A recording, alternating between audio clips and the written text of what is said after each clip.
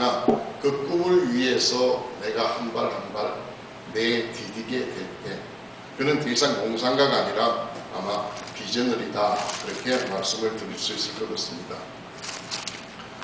우리는 우리 앞에 많은 일들을 만납니다. 우리가 예상하고 만나는 일도 있지만 예상하지 못하고 또 피하고 싶은 일들도 우리는 많이 만납니다.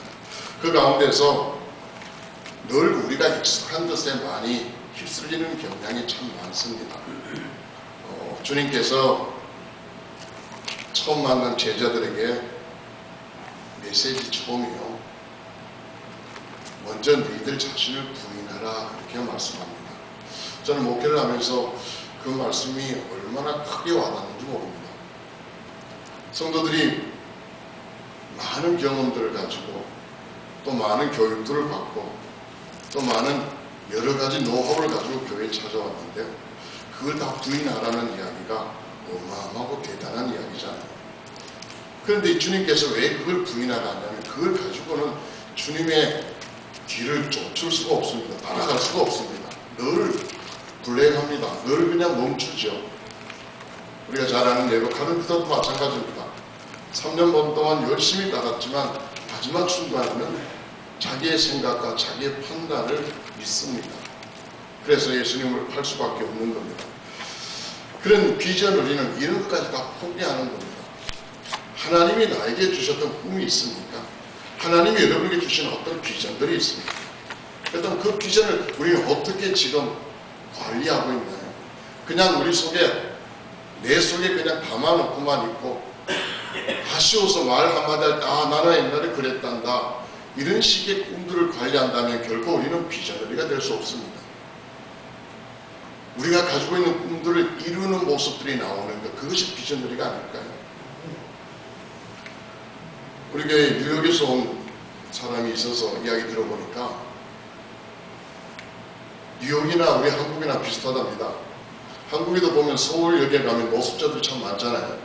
근데 그 노숙자들이 하는 이야기와 비슷하답니다. 과거에 나는 한때 잘 나갔다는 겁니다.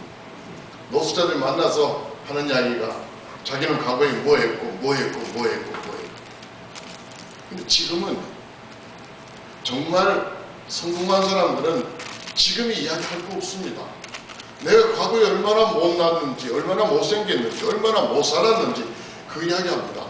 이명박 전 대통령의 간증을 들어본 적이 있습니다. 근데 그분이 지금 자기가 얼마나 잘 나가는가 이야기한 적이 없습니다. 과거에 얼마나 못 살았는지, 거지보다도 더 못 살았대요.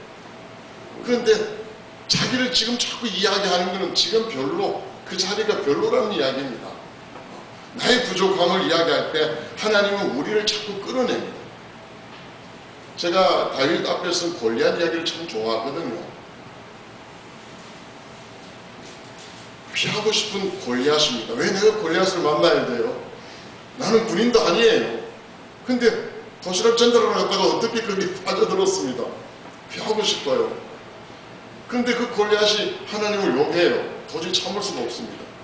그런데 세상과 골리앗의 공통점이 뭐냐면은 얘네들은 가지고 있는 힘들을 우리에게 자꾸 낸다는 거예요. 나 돈이 많아, 나 배운 게 많아, 나는 권세가 있어, 나는 인물이 잘났어, 나는 기술이 좋고 재능이 있어, 이렇게 자꾸 우리에게 와요.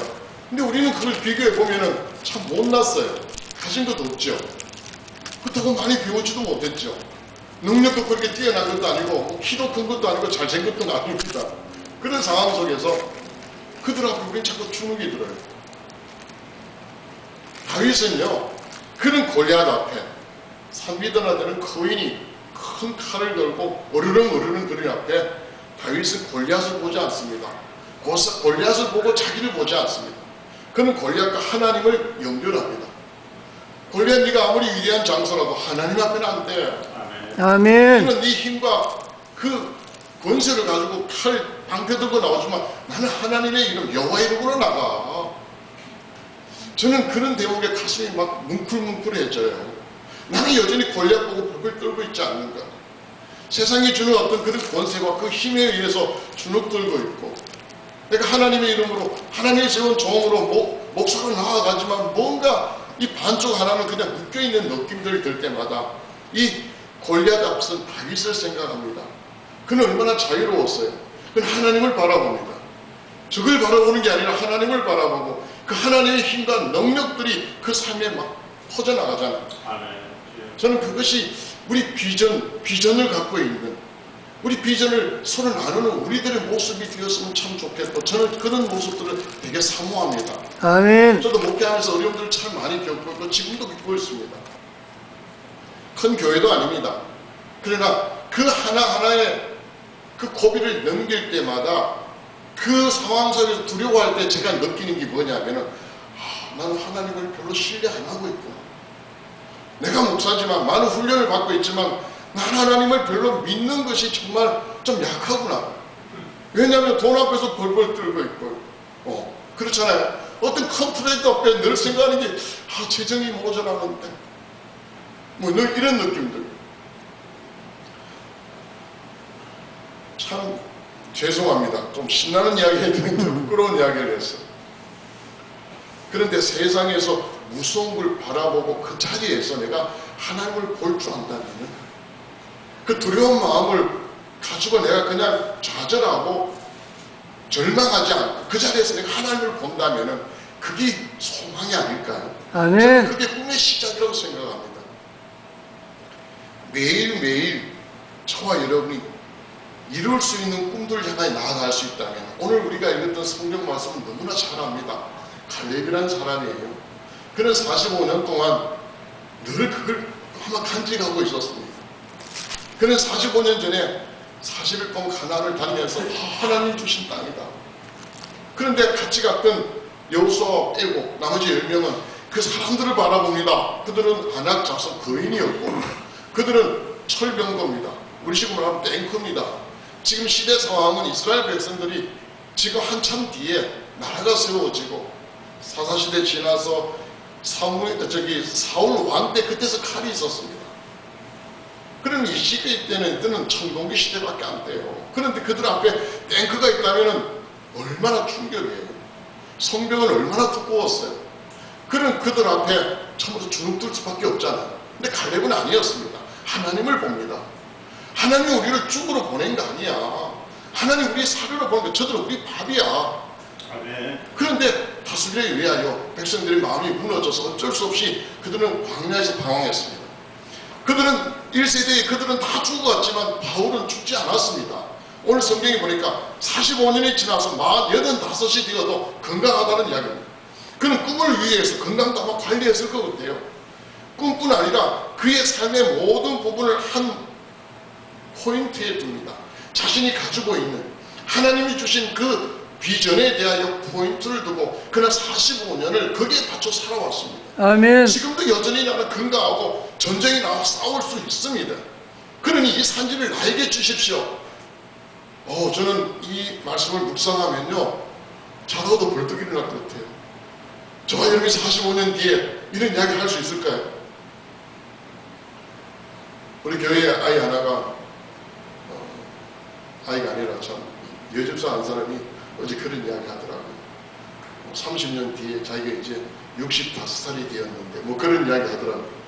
30년 뒤에 내 나이는 90이 그런 생각이 깜짝이야. 이 갈렙은 45년 뒤에 여전히 이 이야기를 합니다. 근데 45년 동안에 그 기미가 보였나요? 아니에요. 그들은 광야에서 매일같이 계산을 해봤어요. 60만 명이 45년 동안 죽어가려면 매일 17에서 20건의 장례식을 매일 치러야 돼요. 매일 죽어가야 돼요. 그 속에서 그는 꿈을 가지고 죽지 않습니다. 건강합니다. 그리고 오늘 당당하게 여호수아에게, 당신도 알잖아. 모세가 나에게 어떻게 말한 줄 알잖아. 그러니 당당하게 요구합니다. 이 산지 나에게 주세요. 할렐루야. 아멘. 하나님이 우리들에게 이런 비전을 주셨습니다. 우리에게 목회 사역지를 주셨고, 또 주님이 피 흘려서 교회를 세워주셨어요. 이거는 주님이 약속하신 대로 원부의 권세가 어쩔 수 없는 하나님의 놀라운 나라입니다. 그걸 우리는 어쩌면 사령관같이, 이 갈렙같이 우리에게 세워주셨잖아요. 그럼 우리는 비전이 있어야 됩니다. 여기서 시작해서 차례차례 이 세상의 모든 권세를 파하고 하나님 나에게 주신 그런 놀라운 꿈을 가지고 지금 나에게 주어진 일들을 최선을 다해야 됩니다. 어떤 분이 피아니스트가 된다고 생각해 보십시오. 그럼 그분은 내일 피아니스트가 되려면 오늘 연습을 해야 됩니다. 손가락이 피가 나도록 금발을 두드려야 내일의 훌륭한 피아니스트가 되는 줄 저는 믿습니다. 아멘. 어떤 분이 목사가 되고 싶어 합니다. 그래서 신학교를 가게 된다고 합니다. 저는 생각이 좀 달라요. 목사가 되고 싶으면 맡긴 일에 완전 최선을 다하는 거예요. 내 같은 산 사람을 양육할 때도 최선을 다해요. 그런 사람이 목사가 됐다. 그냥 신학교에 가서 목사가 된다고 생각하면 오산이다. 지금 신학교 나와서 목회하지 않고 지내는 사람이 꽤 많다는 이야기를 들었습니다. 라이센스를 따는 게 목사가 아닙니다. 하나님이 나에게 주셨던 그 비전들, 그 꿈들을 내 속에서 가지고 있으면 그걸 이루어 나가는 게 어쩌면 사역자가 아닐까요? 사랑하는 우리 모든 동력자 여러분, 지금 나에게 없는 것 굉장히 많습니다. 그러나 하나님은 우리가 생각하는 것보다도 전능하신 하나님입니다. 내가 느끼는 것보다 더 위대하신 하나님입니다. 그분이 나를 부르셨고 나를 세워주셨습니다. 그분의 이름으로 저와 여러분이 나가야 되지 않을까 생각을 해봅니다. 세상을 무서워하는 성도들은 믿음의 액션이 없습니다. 내 꿈을 해보니까 되어보니까 이거는 말도 안 되는 것들 그냥 접습니다. 그러나 우리 믿음은 계속 해야 됩니다. 계속 해야 됩니다. 끝이 안 보일 때까지 해야 됩니다. 믿음의 액션은요, 그 꿈이 이루어질 때까지 하는 겁니다. 성경에 그런 이야기 굉장히 많습니다. 요셉의 이야기도 그렇고 성경에 나오는 신앙의 유인들의 모든 이야기는 이런 하나님이 주시는 그런 사역과 그 꿈과 비전과 그 하나님의 메시지에 자기의 삶을 집중해서 온전하게 이루어 나가는 삶의 모습이 믿음의 삶의 모습이 아닐까요? 그리고 우리들이 또한 가야 될 그런 믿음의 길이 아닐까요? 요즘 교회를 하나 개척하려면 5억이 있어야 된다고 합니다. 제가 가만히 생각이 들어봤습니다. 5억이 있으면 뭘 교회를 할까? 80년대 그렇지 십자가만 세우면 사람 들어오는 것도 아닌데 5억 드리고 무지무지 힘들 건데 그런 생각이 얼뜻 떴습니다. 믿음이 없어서 그럴까요? 어쨌든 교회를 개척하는데 5억이 있어야 됩니다. 그 이야기 들으니까 암담합니다. 자, 말씀을 한번 정리하겠습니다. 우리가 하는 일이 세상의 논리와 상식으로는 감당할 수 없는 일입니다. 여러분이 펼치고자 하는 하나님의 사역, 또 제가 꿈꾸는 우리들 비전의 이야기는 우리의 상식과 우리의 느낌, 경험으로 펼칠 수가 없습니다. 그래서 하나님이 우리가 가진 것 다 내려놓으라는 겁니다. 심지어는 날마다 죽으라까지 말씀합니다. 그리고 주님은 자신을 배워서 따라오라는 겁니다. 근데 그렇게 따라가면은 하나님이 우리를 살리시고 하나님의 놀라운 영광들이 흐트러질 거라고 우리에게 약속해 주십니다. 심지어 그분은 우리에게 말씀합니다. 내가 너희들을 떠나지도 않겠고 버리지도 않겠다. 내가 너희들을 책임져 주겠다. 내가 다시 온 날까지 너희들을 지키고 보호하고 먹여주겠다까지 약속을 했습니다. 그 말씀을 신뢰하며 정말 저희들이 이제 해야 될 건 뭐냐면 하나님이 우리에게 주신 이 꿈들을 하나씩 벗겨나가며 그 꿈들을 그냥 꿈으로 우리 속에 그냥 잠겨놓는 것이 아니라 그걸 실현화시키는 거예요. 우리 속에 들어있던 생각으로 들어온 꿈들을 하나의 실체화시키는 게 어쩌면 우리들의 사역의 길이 아니겠습니까? 아멘. 그러려면 우리의 방법이 안 됩니다. 하나님 우리에게 늘 주시는 메시지가 뭐냐면 하나님께 몰입하는 겁니다. 하나님께 집중하는 겁니다. 그렇게 위해서 기도하고 말씀 보라는 겁니다. 기도하고 말씀 보지 않으면 자꾸 우리가 세상 속에 있는 것, 또 내가 익숙한 게 자꾸 갑니다. 어떤 분이요, 제가 아는 목사님이 어깨를 다쳤습니다. 오른쪽 어깨를 다쳐서 수술을 했어요. 근데 그 경과가 좋았으면 좋은데 조금 느려서 좀 오래 갔습니다. 근데 오른쪽 어깨를 다치다 보니까 오른손을 못 씁니다. 근데 이분이 밥을 드실 때도 왼손을 써야 되고 제일 힘든 건 화장실에서 뒷일을 보는데 제일 힘들답니다. 왼손을 쓰는 거예요. 근데 조금 쓰다 보니까 아파도 오른손을 자꾸 쓴대요. 너무 불편하니까. 그러니까 우리가 잘 아는 어떤 사람들, 오른팔을 잃어버린 사람들, 이런 사람들은 왼손이나 왼팔밖에 쓸 수가 없습니다. 그래서 이들은 바꿀 팔이 없기에 힘들어도 자꾸 씁니다. 근데 이 힘들어도 자꾸 쓰면은 1년이 지나고 2년이 지나면 어떻게 될까요? 오른팔이 아니라 그보다 더하게 왼팔을 잘 씁니다. 왜냐 말이야, 그분이 커피를 발로 이렇게 마십니다. 운전도 발로 합니다. 손이 없으니까 발로 해요. 근데 우리는 아주 익숙한 오른손이 있습니다. 익숙한 내 모든 것들을 가지고 있습니다. 하나님은 그걸 버리고 잘라고 심지어 죽으라고 하는데, 날마다 죽으라는데도 우리는 우리 걸 자꾸 살립니다. 우리 걸 살리고 익숙한 것들을 자꾸 하면서 하나님의 사역들, 하나님의 꿈들을 자꾸 이루어가니까 이 이질적인 것들이 우리 속에서 충돌하고 합니다. 때로는 은혜도 받고, 때로는 하나님의 축복 속에서 감사하고 찬양하지만, 때로는 좌절과 실망과 엄청난 곤란 가운데 빠질 때도 우리에게 있지 않습니까? 이걸 하나 합치는 길은 우리가 익숙한 것들을 포기하는 겁니다. 비록 지금은 익숙하지 않을 수 있습니다. 그러나 이 답답함을 조금만 참고 하나님에게 매역할 수만 있다면, 이제 하나님 안에서 우리는 엄청난 놀라운 일들을 우리 속에서 만들어낼 수가 있습니다. 아멘. 왜냐고요? 그건 하나님이 우리 안에서 책임진다고 하셨기 때문입니다. 다른 분도 아니에요. 우리가 믿는 하나님이 저와 여러분 안에서 책임진다고 약속하셨어요. 이제는 그걸 믿고 나가야 될 겁니다. 우리에게 꿈을 주셨어요. 여러분과 제가 태어나면서 꿈 갖고 나온 거 아닙니다. 하나님이 비전을 주셨어요. 이제는 우리는 그걸 붙들고 나가야 됩니다. 갈대같이. 그거 하나만 보십시다. 다른 걸 보니까 자꾸 이 꿈이 옅어지고 없어지잖아요. 45년 동안 꿈을 위해서 건강도 관리하고, 45년 동안 꿈을 위해서 전략도 만들고, 이제 이 산지만 나에게 준다면 내 지금 정복하겠습니다.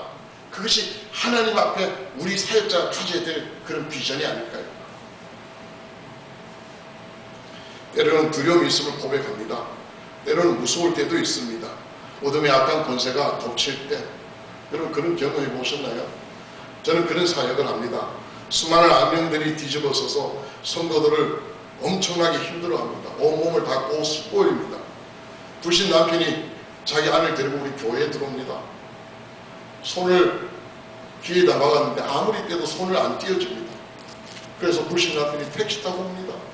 그런데 예수 이름으로 손은 떨어져라 하면 그는 떨어져서 얼굴을 바라봅니다. 이건 뭐야? 어떤 사람은 쇼하는 줄 압니다.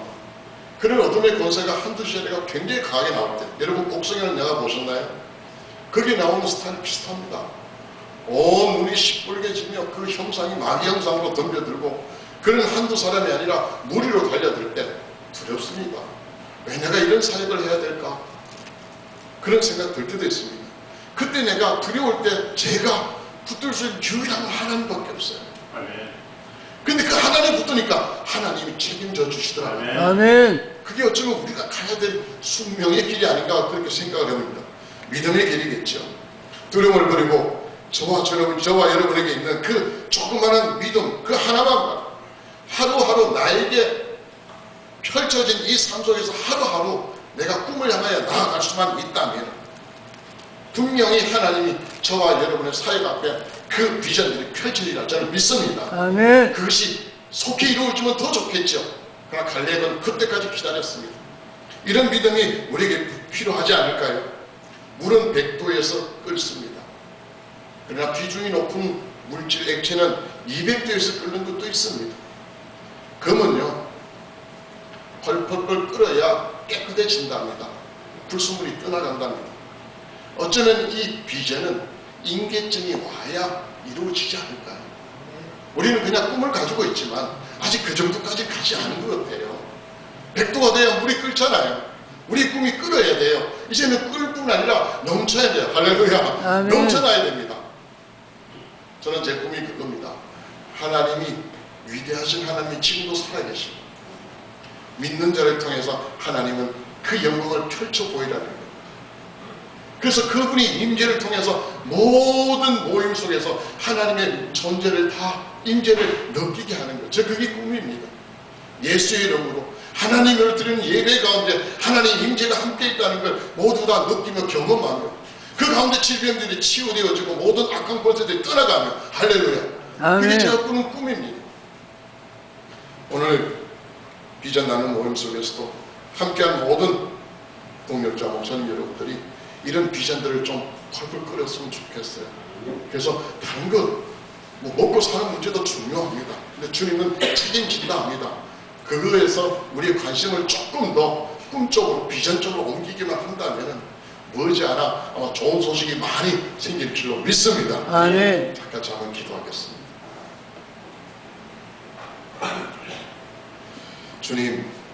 주님께 맡기신 이 길들을 걸어갈 때마다 참 때로는 무섭고 두려울 때도 있습니다.